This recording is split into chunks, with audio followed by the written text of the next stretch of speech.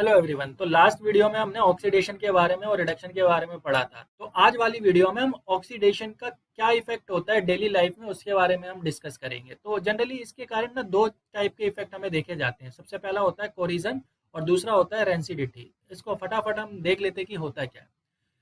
क्या होता है कि जब हम किसी भी मेटल को हम खुले में छोड़ देते हैं, किसी भी एयर या एसिड में छोड़ देते हैं कुछ समय के लिए, तो उसमें एक लेयर बन जाती है, एक लेयर का फॉर्मेशन होता है, लेयर ऑफ हाइड्रेटेड ऑक्साइड का फॉर्मेशन हो जाता है।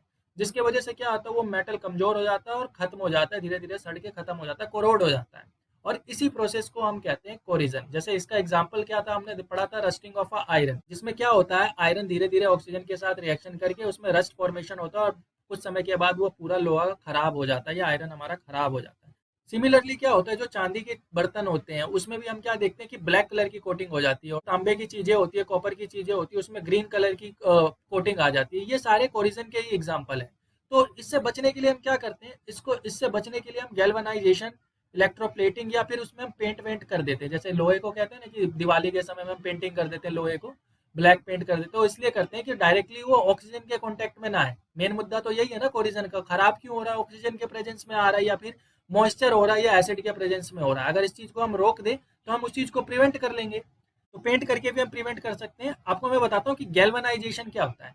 गैल्वेनाइजेशन में मतलब क्या होता है ना, कि जो हमारे पे प्लेट होती है लोहे की, उसमें हम जिंक की परत चढ़ा देते हैं, मेटल जिंक की परत चढ़ा देते हैं, और इसी प्रोसेस को हम कहते हैं गैल्वेनाइजेशन।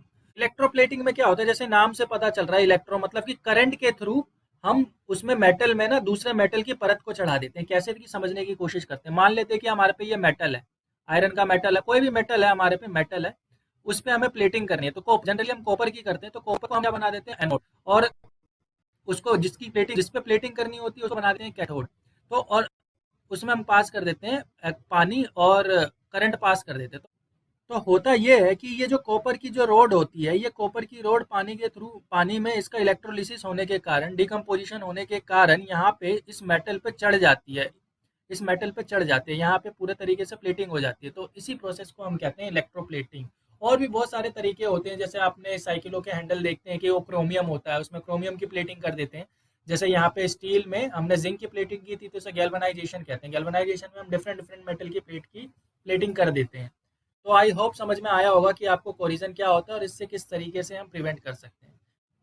सेकंड हम देख लेते हैं रेंसिडिटी। रेंसिडिटी में क्या होता है, जैसे कि जितने भी हमारे ऑयली फूड होते हैं या फैट्स कंटेनिंग फूड होते हैं, वो क्या कहते हैं, मॉइस्चर के साथ रिएक्शन करके ऑक्सीजन के प्रेजेंस में वो ऑक्सीडाइज हो जाते हैं। और जिसके कारण क्या होता है, उसमें बहुत गंदी सी स्मेल आने लगती है, और इसी प्रोसेस को हम कहते हैं रेंसिडिटी। तो एक बार डेफिनेशन देख लेते हैं। The oxidation of fats and oils when exposed to air known as rancidity. It lead to a bad smell and bad taste food. इसके कारण क्या होता है, गंदी सी स्मेल आएगी और टेस्ट का मतलब उसका टेस्ट भी बहुत गंदा हो जाता है। तो इसको प्रिवेंट करने के लिए हम क्या करते हैं, मेन मुद्दा ऑक्सीजन को दूर करना। तो ऑक्सीजन को दूर करने के लिए हम क्या कर देते हैं, उसमें एंटीऑक्सीडेंट डाल देते हैं।